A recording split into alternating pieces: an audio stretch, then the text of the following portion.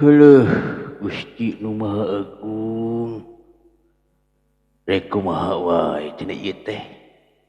Lah, ningali kayaan jalma-jalma darek dikumahakeun deui atuh.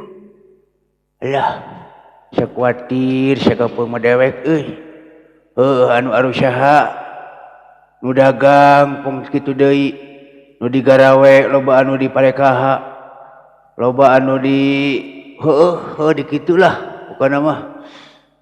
Loba anu dieuleunkeun akibat pandemi cenah. Ternyata pandemi teh ngajadikeun dampak ka masyarakat anu sakitu globalna. Urang cing sabar we.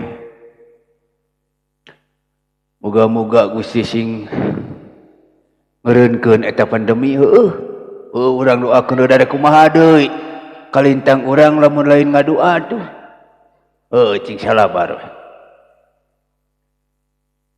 Pak, itu aya warung, meureun cik aya jelema mah. Urang nyimpang heula ka dinya yang. Capek dah bagi lumpang dieu, aduh. Sampurasun. Rampes. Saha eta? Punten ieu Mang.